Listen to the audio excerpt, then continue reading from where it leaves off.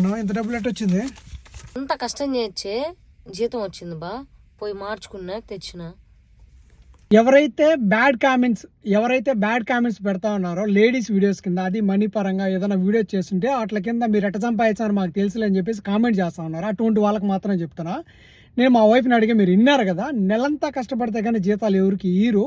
ఒకవేళ bad comments పెట్టే వాళ్ళ ఇండల్లో ఎవరైతే బ్యాడ్ కామెంట్స్ పెడతారో వాళ్ళ ఇంట్లో మీ అమ్మ కానీ, మీ అక్క కానీ, మీ చెల్లెలు కానీ అటువంటి పనులు చేసి డబ్బులు సంపాదిస్తూ ఉంటే దానికైతే కారణం మేము కాదు, మీరే అనమాట.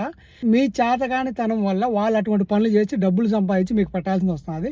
చాలామంది ఆడవాళ్ళు వాళ్ళు చదువుకొని లేదా వాళ్ళ చేతల కష్టం మీద వాళ్ళైతే నెలా పొద్దు కష్టపడి జీతం అయితే సంపాదించుకున్నారు. ఇంకోటి ఏంటంటే, మగవాడు పని చేస్తాడంటే బయట పని చేస్తూ ఉంటారు, 10 మందికి కనిపిస్తుంది కష్టపడుతున్నాడని.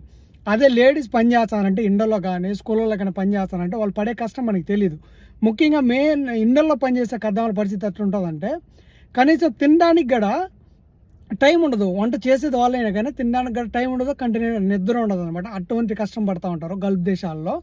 ఇంటికాడైనా సరే ఖచ్చితంగా లేడీస్ కష్టపడగానే అయితే డబ్బులు రాదు. వాళ్ళు ప్రతిరోజు ఏదో ఒక పని చేస్తూనే ఉంటారు. ఎట్లా కామెంట్ చేస్తారో నాకైతే తెలీదు. నేను ఈ కామెంట్ చేయడానికి కారణం ఏంటంటే, నాకు 2-3 కామెంట్స్ వచ్చాయి.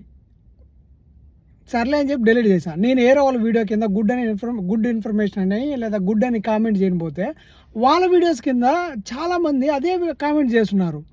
నాకు అర్థం కావడాల, మీ ఇంట్లో మీ అక్కను మీ అమ్మను మార్చుకోవచ్చు కదా, వాళ్ళకి చెప్పలే వీళ్ళకి చెప్పడం ఏంది కష్టపడే వాళ్ళకి.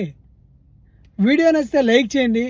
ఎవరైతే బ్యాడ్ కామెంట్స్ పెడతారో అటువంటి వాళ్ళ మనోభావాలు దెబ్బతిని ఉంటే మాత్రం నేనేమి చేయలేను.